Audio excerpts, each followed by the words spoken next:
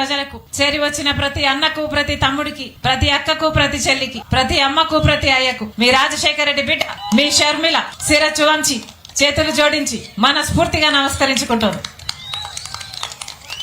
రాజశేఖర రెడ్డి గారి గురించి ఈ రోజు వరకు కూడా ఎంతో మంది గుండెల్లో ఇంకా బ్రతికే ఉన్నాడు రాజశేఖర రెడ్డి గారు. రాజశేఖర రెడ్డి గారు చేసిన ఆరోగ్యశ్రీ అయితేనేం, ఫీజు రీయింబర్స్మెంట్ అయితేనేం, పావుల వడ్డీకే రుణాలైతేనేం, 46 లక్షల పేదలకు ఇల్లు అయితేనేమి, రుణమాఫీ అయితేనేం, జలయజ్ఞం అయితేనేం, ఉచిత విద్యుత్ అయితేనేం, 108 అయితేనేం, ఇలా ఒకటి కాదు రెండు కాదు ఎన్నో అద్భుతమైన పథకాలను అద్భుతంగా చేసి చూపాడు రాజశేఖర రెడ్డి గారు. వాటిల్లో ఒక పథకమే ఉపాధి హామీ పథకం, మహాత్మా గాంధీ ఉపాధి హామీ పథకం. ఇది కాంగ్రెస్ పార్టీ, రాజశేఖర రెడ్డి గారు అధికారంలో ఇక్కడ ఉన్నారు, కాంగ్రెస్ పార్టీ అధికారంలో కేంద్రంలో ఉంది. కాంగ్రెస్ పార్టీ ఆలోచనతో పుట్టిన పథకం ఈ ఉపాధి హామీ పథకం. ఈ ఉపాధి హామీ పథకం ఎంత గొప్ప పథకం అంటే దేశ విదేశాల నుంచి వచ్చి దీని మీద స్టడీలు రీసెర్చ్లు చేసిన పథకం ఈ ఉపాధి హామీ పథకం. ఎందుకంటే ఇంత పెద్ద ఎత్తున ఉపాధినిచ్చిన పథకం ప్రపంచంలో ఇంకొకటి లేదు. కోట్ల మంది ప్రజలకు ఉపాధినిచ్చిన పథకం ఈ ఉపాధి హామీ పథకం. అంత గొప్ప పథకం. ఇదే కరువు జిల్లాలో రాయలసీమలో ఫిబ్రవరి 2, 2006 బండ్లపల్లి గ్రామంలో రాజశేఖర రెడ్డి గారు ఆ రోజు సోనియా గాంధీ గారితో, ప్రధానమంత్రి మన్మోహన్ సింగ్ గారితో వచ్చి ఈ పథకానికి ఇక్కడ జీవం పోశారు. అంత గొప్ప పథకం. అసలు రాజశేఖర రెడ్డి గారు ఉన్నప్పుడు అయితే 5 ఏళ్లు బ్రహ్మాండంగా నడిచింది ఈ పథకం. కాంగ్రెస్ పార్టీ ఉన్న ఆ 10 ఏళ్లు బ్రహ్మాండంగా నడిచింది ఈ పథకం. అసలు రాజశేఖర రెడ్డి గారు ఆ రోజు కార్మికులతో మాట్లాడి వాళ్ళకి, అయ్యా మాకు డైరెక్ట్ గా మా చేతుల్లోనే డబ్బులు వచ్చేటట్టు చూడండి, మధ్యలో కమిషన్లు పోతున్నాయి అంటే ఒకేసారి 60 లక్షల అకౌంట్లు ఓపెన్ చేసిన ఘనత రాజశేఖర రెడ్డి గారిది. అంతేకాదు ఆ రోజుల్లో మహిళలు వచ్చి మాకు కూడా సమాన వేతనం ఇవ్వాలి అని కోరితే రాజశేఖర రెడ్డి గారు వెంటనే ఒప్పుకొని మహిళలకు కూడా ఎస్ఎస్ఆర్ ద్వారా సమాన వేతనం ఇచ్చేటట్టు చూశాడు ఉపాధి హామీ పథకంలో. అందుకే ఈ రోజు వరకు కూడా మహిళలకు సమాన వేతనం ఉంది. అలా ఇక్కడ పురుడు పోసుకున్న పథకం, ఇక్కడ రాజశేఖర రెడ్డి గారు విధి విధానాలు రూపొందించిన పథకం సెకండ్ ఫేజ్ లో దేశమంతా అమలు చేస్తే బ్రహ్మాండంగా అమలైంది. దేశమంతా ఎంతో మంది నిరుపేదలకు ఉపాధినిచ్చిన పథకము ఈ ఉపాధి హామీ పథకం. అలాంటి పథకాన్ని ఇప్పుడు బీజేపీ భ్రష్టు పట్టించాలని చూస్తుంది. మహాత్మా గాంధీ పేరున్న పథకం, మహాత్మా గాంధీ జాతీయ ఉపాధి హామీ పథకం ఈ రోజు బీజేపీ పార్టీ విబి గ్రామ్ గా మార్చి, దాని పేరు మార్చి, చట్టాన్ని మార్చి, దాంట్లో ఉన్న విధి విధానాలను మొత్తము మార్చాలని చూస్తుంది బీజేపీ పార్టీ. అసలు ఆ రోజుల్లో కాంగ్రెస్ పార్టీ పెట్టిన ఉపాధి హామీ పథకానికి ఇప్పుడు కొత్తగా ఈ బీజేపీ పార్టీ పెట్టబోయే ఈ విబి గ్రామ్ పథకానికి నక్కకి నాగలోకానికి ఉన్నంత తేడా ఉంది. ఉపాధి హామీ పథకము ఏ గ్రామంలోనైనా ఎవరైనా గ్రామస్తుడు అధికారుల దగ్గరకు వెళ్లి 15 రోజుల్లో నాకు పని కావాలి అంటే 15 రోజుల్లో పని కల్పించాలి. అలా సంవత్సరానికి 100 రోజుల పాటు కల్పించాలి. పని కల్పించినా లేక పని చేసిన 15 రోజుల్లో బిల్లులు కూడా చెల్లించాలి. ఇది ఉపాధి హామీ పథకం. ఇలా నడిచింది ఉపాధి హామీ పథకం కాంగ్రెస్ పార్టీ అధికారంలో ఉన్నన్ని రోజులు. కానీ ఇప్పుడు బీజేపీ పార్టీ పెట్టిన విబి గ్రామ్ పథకం ప్రకారము ఉపాధి ఇక హామీ కాదు. ఉపాధి అన్నది గ్రామస్తులకి ఇక హామీ కానే కాదు. ఎందుకంటే ఈ పథకానికి కేంద్ర ప్రభుత్వమే చెప్తుందట ఎక్కడ ఏ పనులు చేయాలి అని. ఇది వరకైతే ఉపాధి హామీ పథకంలో ఏ గ్రామంలోనైనా ఆ గ్రామంలో రోడ్లు కావాలనా, లేక ఆ గ్రామంలో బావి కావాలనా, లేక చేనులో పని చేయాలనా అన్నది గ్రామ సభలో ఉపాధి హామీ ద్వారా ఏ పనులు జరగాలి అని నిర్ణయించేవారు. కానీ ఇప్పుడు బీజేపీ పార్టీ పెట్టే ఈ కొత్త చట్టం విబి గ్రామ్ చట్టంలో ఇక గ్రామ సభల్లో నిర్ణయాలు ఉండవు. కేంద్రం చెప్తుందట ఎక్కడ పని జరగాలి, ఏం పని జరగాలి, ఏ జిల్లాలో జరగాలి, ఏ జిల్లాలో జరగకూడదు, ఏ గ్రామంలో జరగాలి అని వాళ్ళు నోటిఫికేషన్ ఇస్తారట. అంటే వాళ్ళు నోటిఫికేషన్ ఇస్తే పని జరిగినట్టు, వాళ్ళు నోటిఫికేషన్ ఇవ్వకపోతే పని జరగనట్టు. అంటే కేంద్ర ప్రభుత్వం చేతుల్లోకి ఇది పోయింది అంటే ఏ కాంట్రాక్టర్ కిందికో ఈ ఉపాధి హామీ అన్నది కాంట్రాక్టర్ కిందికి వస్తుంది. అప్పుడు కేవలం ఒక రోడ్డు పనో లేకపోతే ఒక ప్రాజెక్ట్ పనో కాంట్రాక్టర్ కింద ఈ ఉపాధి హామీ వస్తే ఆ కాంట్రాక్టర్ కు లేబర్ సప్లై చేయడానికి మాత్రమే గ్రామాలు పనికొస్తాయన్నమాట. ఇది ఎక్కడి న్యాయం అని అడుగుతున్నాం. అంటే గ్రామాలకు ఇంకా హక్కులు ఉండవు, గ్రామాలలో పనులు జరగవు, గ్రామాలలో రోడ్లైనా బావిలైనా చెరువులైనా ఇక తవ్వుకోవడానికి చేసుకోవడానికి వీలు ఉండదు. ఎందుకంటే బీజేపీ చెప్తుంది ఎక్కడ ఏ పని జరగాలి అని. మీ గ్రామంలో పని జరగకూడదు అంటే ఇక మీ గ్రామంలో పని జరగదు అన్నమాట. ఇది ఎక్కడి న్యాయం అని అడుగుతోంది కాంగ్రెస్ పార్టీ. అంతేకాదు ఉపాధి హామీ పథకం ఇది వరకు 7 గంటలో 8 గంటలో చేసేవారు. ఇప్పుడు బీజేపీ పార్టీ పెట్టే కొత్త చట్టంలో 12 గంటలు పని చేయాలట. ఆడవాళ్ళు కూడా మండుటి ఎండలో 12 గంటలు పని చేయాలి అట. ఇది ఎక్కడి న్యాయం అని అడుగుతున్నా. పైగా 100 రోజులున్న పథకానంట కాంగ్రెస్ పార్టీ 100 రోజులు నడిపితే బీజేపీ పార్టీ 125 రోజులు నడుపుతుందంట. చంద్రబాబు గారు ముఖ్యమంత్రి అయిన తర్వాత గత సంవత్సరం మన రాష్ట్రంలో యావరేజ్ మీద ప్రతి కుటుంబానికి ప్రతి జాబ్ కార్డుకి పని ఇచ్చింది కేవలం ఎన్ని రోజులు తెలుసా? 52 రోజులు మాత్రమే. 100 రోజులు పని చంద్రబాబు గారు ఎక్కడా ఇయ్యలేదు.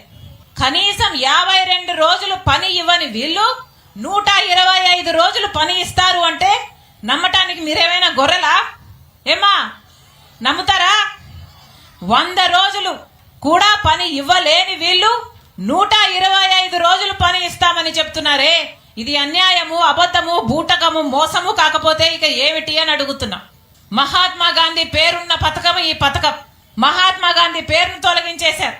మహాత్మా గాంధీని ఒక ఆర్ఎస్ఎస్ సభ్యుడు గాడ్సే చంపేస్తే మహాత్మా గాంధీ పేరున్న ఈ పథకాన్ని ఇప్పుడు బీజేపీ నాయకుడు మోడీ చంపేస్తున్నాడు. ఇద్దరికి ఏమైనా తేడా ఉందా? మోడీకి గాడ్సేకి ఏమైనా తేడా ఉందా?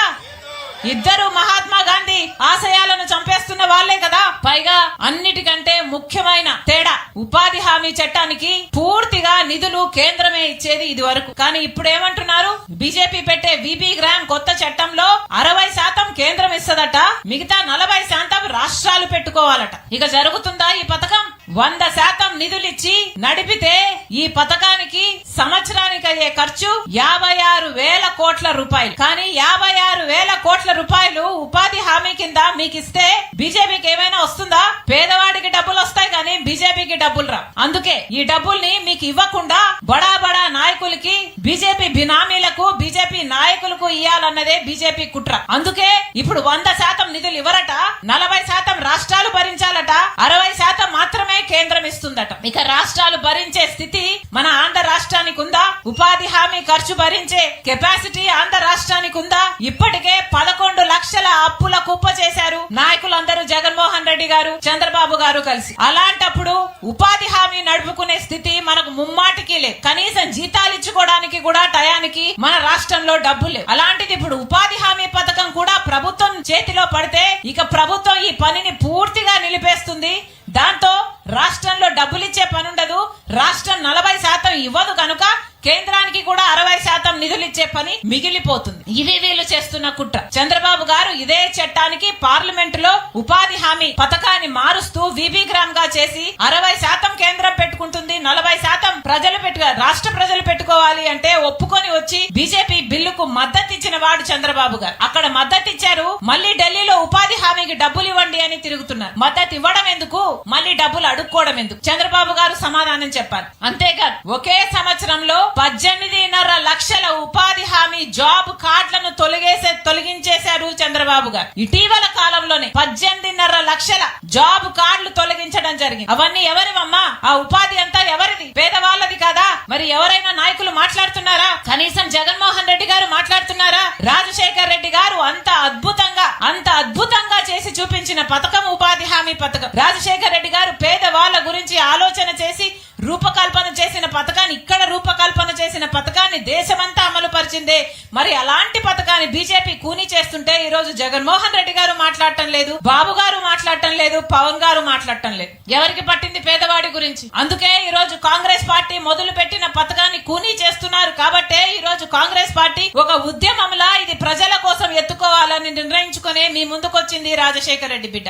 ఒకప్పుడు రాజశేఖర్ రెడ్డి గారు ముఖ్యమంత్రిగా ఉన్నప్పుడు ఎన్ని జాబ్ కార్డులు ఉన్నాయో తెలుసా? 1,10,00,000 జాబ్ కార్డులు ఉన్నాయి. అంటే ఒక్కొక్క కుటుంబానికి ఇద్దరు నేసుకున్నా 2,20,00,000 మంది యాక్టివ్ గా ఉపాధి హామీ పథకంలో పనిచే చేసిన వారు. కానీ ఈ రోజు కనీసం 65 లక్షల జాబ్ కార్డులు కూడా లేవు. మొత్తం అంతా తొలగించుకుంటూ పోతే ఆఖరికి ఎవరికి ఉపాధి ఉండదు. ఉపాధి హామీ పథకం లేకపోతే కరువు ప్రాంతాలలో అసలు వలసలు పోకుండా ఆపగలరా? ఇప్పటికే ఉద్యోగాలు లేవు అని బిడ్డలు, డిగ్రీలు పీజీలు చదివిన బిడ్డలకు ఉద్యోగాలు లేవు అని ఇప్పటికే తల్లిదండ్రులు అంటున్నారు. మరి ఉన్న ఉపాధి హామీ పని కూడా పోతే మీరు వలస పోవాల్సి వస్తుంది, అవునా కాదా? మరి ఉపాధి హామీ పథకాన్ని కాపాడుకోవాల్సిన అవసరం ఉందా లేదా? అందుకే చెప్తున్నాం, కాంగ్రెస్ పార్టీ ఉపాధి హామీ, మహాత్మా గాంధీ ఉపాధి హామీ పథకాన్ని రక్షించుకోవడానికి కాంగ్రెస్ పార్టీ ఎంత దూరమైన పోరాటం చేస్తుంది, ఎందాకైనా పోరాటం చేస్తుంది. మీ అందరూ కూడా మద్దతు ఇవ్వాలని మనస్ఫూర్తిగా ప్రార్థిస్తున్నాం. రాష్ట్రంలో ఎన్నో సమస్యలు ఉన్నాయి. బిడ్డలకు ఉద్యోగాలు రావటం లేదు, మనకు ప్రత్యేక హోదా లేదు, రాజధానికి కావాలి అంటే మనకు నిధులు ఇవ్వకుండా అప్పులిస్తుంది కేంద్రం. అలాగే పోలవరం ఎత్తు తగ్గించి దాన్ని ఒక గ్రావిటీ బేస్డ్ ప్రాజెక్ట్ కాకుండా లిఫ్ట్ ఇరిగేషన్ ప్రాజెక్ట్ చేస్తుంది బీజేపీ. అయినా ఎవ్వరూ మాట్లాడటం లేదు. బాబు గారు మాట్లాడరు, పవన్ గారు మాట్లాడరు, జగన్మోహన్ రెడ్డి గారు మాట్లాడరు. ఎందుకంటే అందరూ కలిసి బీజేపీకి బినామీలుగా మారారు, బీజేపీకి బానిసలుగా మారారు. అందుకే రాజశేఖర రెడ్డి బిడ్డ ఈ రోజు ప్రజల పక్షాన కొట్లాడాలనే కాంగ్రెస్ పార్టీ తరఫున మీ ముందుకు వచ్చింది. మళ్ళీ చెప్తున్నాం, కాంగ్రెస్ పార్టీ మొదలు పెట్టిన ఉపాధి హామీ పథకాన్ని ఏ మాత్రమైనా కృంగదీసినా, నశింపజేసినా కాంగ్రెస్ పార్టీ ఊరుకోదు. ఎందాకైనా పోరాటం చేస్తాం. మీరు కూడా చెయ్యి కలపండి. చెయ్యి కలిపి ఉపాధి హామీ పథకాన్ని రక్షించుకోవాల్సిన అవసరం ఉంది. అంతేకాదు రాష్ట్రంలో ఎన్నో సమస్యలు ఉన్నాయి. వీటన్నిటి కోసం కూడా కాంగ్రెస్ పార్టీ ప్రజల పక్షాన పోరాడుతుంది, నిలబడుతుంది అని మరొకసారి మీకు మాటిస్తూ, ఇంతసేపు రాజశేఖర రెడ్డి బిడ్డ వస్తుంది అని, వినాలి అని, చూడాలి అని ఎదురు చూసినందుకు పేరు పేరున ప్రతి ఒక్కరి మీ రాజశేఖర రెడ్డి బిడ్డ శిరస్సు వంచి చేతులు జోడించి మనస్ఫూర్తిగా కృతజ్ఞతలు చెప్పుకుంటుంది. జోహార్ వైఎస్ఆర్, జోహార్ వైఎస్ఆర్, జై కాంగ్రెస్.